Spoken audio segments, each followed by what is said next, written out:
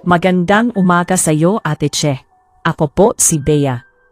Madalas kong naririnig sa mga matatanda, huwag kang susuway sa daang alam, at huwag kang magtitiwala sa mga nilalang na mukhang tao, ngunit may kakaibang anyo.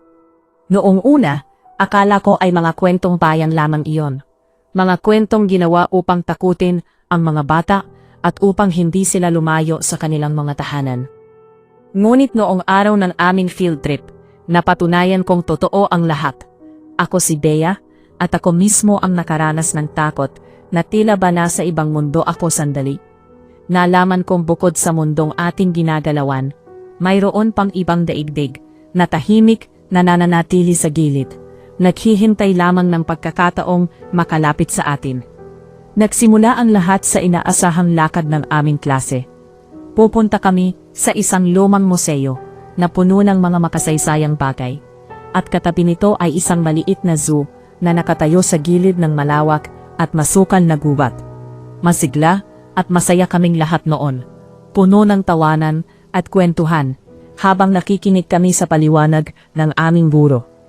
Nang matapos kami sa museo, lumipat kami sa zoo kung saan nakita namin ang iba't ibang uri ng hayop, mga ibon, ahas at maliliit na mamalya. Ngunit habang naglalakad kami, napansin namin ni Colleen at Mildred ang isang makitid at malilim na daan na tila humahantong sa mas malalalim na bahagi ng kagubatan. Sinabi ng ilang kaklase na bawal daw doon, ngunit dahil sa kuryosidad at sa akala namin maikli lamang ang daan at mayroon ding labasan sa kabilang dulo, dahan-dahan kaming humiwalay sa aming grupo. Tahimik kaming pumasok sa daan na iyon, na puno ng pananabik. Sa simula, maayos naman ang lahat. Presko ang hangin at humahampas ang mga dahon sa aming balat dahil sa ihip ng hangin. Ngunit habang lalo kaming lumalalim, unti-unti nagbago ang paligid. Ang sikat ng araw na dating tumatagos sa pagitan ng mga sanga ay napalitan ng mahina at malabong liwanag na hindi namin matukoy kung saan nanggagaling. Ang mga huni ng ibon at ingay ng mga insekto ay biglang tumigil.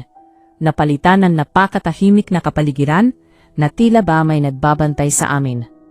Nang lingunin namin ang daan na aming dinaanan, gulat kaming nakitang wala na ito. Puro matatandang puno at matataas na damo na tila sabay-sabay na lumago upang harangan ang daan pabalik ang nakaharang sa aming harapan. Sinubukan naming bumalik, ngunit sa bawat hakbang naming paatras, lalo lamang kaming napapalayo. Para kaming inililigaw mismo ng lupa at ng gubat. Doon ko naramdaman ang malamig na takot. May nakapaligid sa amin at hindi sila mga tao. Dito namin nakita ang mga tinatawag yata nila na elemento. Sa una, akala namin ay mga taong naligaw rin o mga taong nakatira na sa lugar na iyon. Nakakita kami ng mga taong naglalakad ng mabagal, nakatayo sa gilid ng mga puno, o nakatingin lamang sa kawalan. Mukha silang normal, may katawan, suot ang mga damit, at may buhok. Ngunit may isang bagay na nakakapangilabot sa kanilang anyo. Mapuputla ang kanilang mga labi na parang walang buhay, at ang kanilang mga mata ay malalim, mapungay, at walang tislap ng damdamin.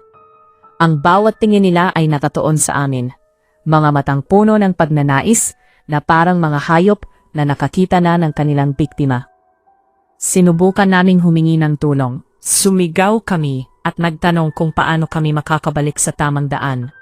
Ngunit sa halip na tumulong, lalo lamang kaming niligaw ng mga ito. Itinuturo nila ang maling direksyon. Sumasagot ng mga salitang hindi namin lubos na naiintindihan. O tahimik lamang na sumusunod sa amin habang unti-unting lumalapit. Dito namin napagtanto na hindi sila mga ordinaryong tao. Sila ay mga nilalang ng gubat na nabubuhay sa pagitan ng ating mundo at ng kanilang sariling kaharian. Ang tanging hangarin nila ay bihagin kami at gawin katulad nila. Nais nilang isama kami upang maglakad ng walang hanggan sa gubat, na walang kakayahang makauwi at walang maramdaman ang tunay na buhay. Napadpad kami sa isang bahagi kung saan marami pa sa mga nilalang na ito ang nagtitipon. Doon namin naramdaman ang tunay na bigat ng aming kalagayan. Kami ay nabihag. May mga nakabantay na sa amin sa bawat oras. Hindi nila kami sinasaktan sa pisikal na paraan. Ngunit ang kanilang ginagawa ay mas masakit pa. Binabaluktot nila ang aming paligid upang iparamdam sa amin na wala ng pag-asa.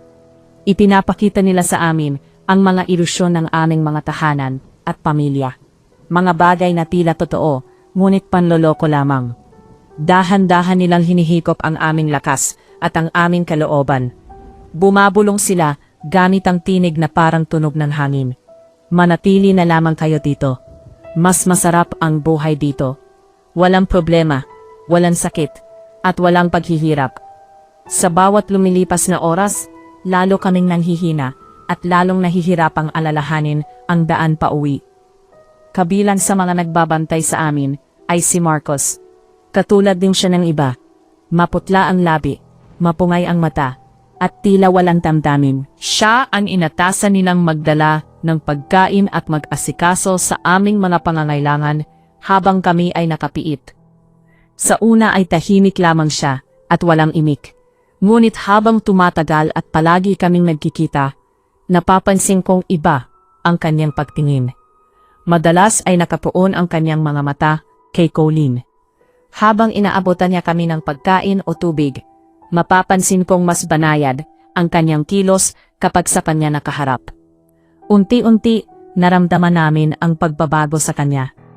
Hindi ko maipaliwanag, pero tila napamahal siya kay Colleen, isang damdaming hindi dapat maramdaman ng isang katulad niya. Ngunit unti-unting tumubo at lumalim sa kanyang puso. Naiintindihan ko kung bakit.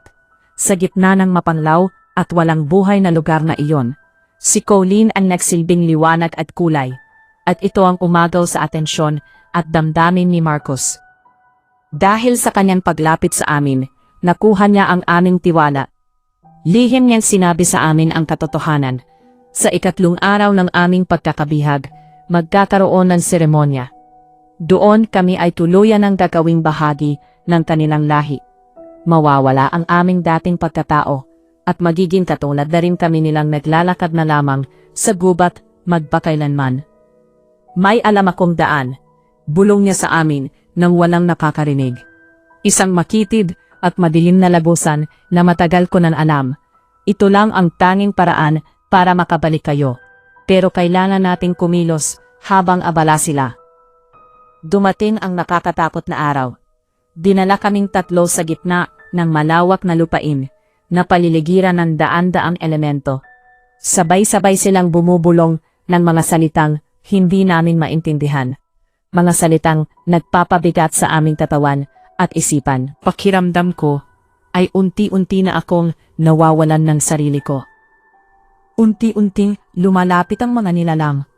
Handang isagawa ang ritual na magbabago sa amin magpakailanman. Sa sandaling iyon, puno ako ng matinding takot. Ngunit nanalig ako na hindi kami iiwan ng Diyos. Ito na ang pagkakataon. Habang nakatuon ang atensyon ng lahat sa seremonya, at abala sila sa kanilang mga bulong at kilos, dahan-dahang lumapit si Marcos sa aming likuran. Mabilis at tahimik niyang hinawakan kami sa tamay, at hinihila palayo, palusot sa likod ng matatayog na puno, at makakapal na halaman. Sumunod kayo, at huwag kayong gagawa ng ingay, utos niya ng mahina. Dinala niya kami sa isang bahaging puno ng dilim, at halos hindi mapansin.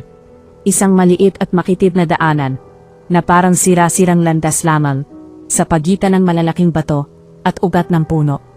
Ito ang lagusang sinabi niya. Makipot, maputik, at madilim. Pero ito ang tanging daan palabas. Rinig namin ang kabuluhan, at galit na sigawan, mula sa pwesto nila, nang mapansing wala na kami. Mabilis kaming tumakbo sa loob ng daang iyon. Sinusundan lamang si Marcos, na tila sanay na sanay sa paglalakad doon.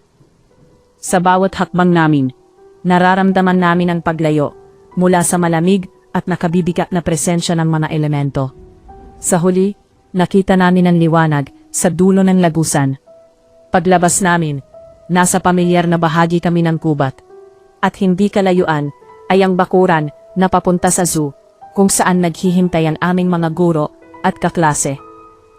Huminto kami sandali bago tuluyang tumawid palabas. Lumingon kami upang magpasalamat kay Marcos. Nakita ko ang lungkot sa kanyang mga mata habang nakatingin kay Colleen. Alam naming hindi siya maaaring sumama sa amin. Ang kanyang lugar ay nandoon at alam din namin na may kapalit na parusa ang ginawa niyang pagtulong. Tumingin siya kay Colleen ng matagal. Parang nagpapasalamat din sa damdaming ibinigay nito sa kanya, kahit sandali lamang. Pagkatapos, dahan-dahan siyang umatras at naglaho sa dilim pabalik sa gubat. Paglabas namin, agad kaming miyakap ng lahat at tinanong kung saan kami napunta. Para sa kanila, ilang oras lamang kaming nawala, ngunit para sa amin, parang ilang taon kaming namuhay sa mundong puno ng takot. Mula noon, hindi na kami muling lumapit pa sa lugar na iyon. Ang karanasang ito ay nag-iwan ng malalim na aral sa aming isipan at puso. Natutunan ko na sa mundong ito, maraming bagay ang hindi namin nakikita o nauunawaan. At higit sa lahat, napatunayan ko na ang matibay na pananalig sa Diyos at ang wagas na pag-ibig. Kahit sa mga sitwasyong tila wala ng pag-asa, ang siyang pinakamalakas na puwersang makapagliligtas sa atin mula sa anumang panganib. Lagi ko na lamang tatandaan ang mga pangyayaring ito, at ang nilalang na dahil sa pagmamahal ay naglakas loob na suwayin ang kanyang mga kasama, upang kami ay makauwi ng ligtas.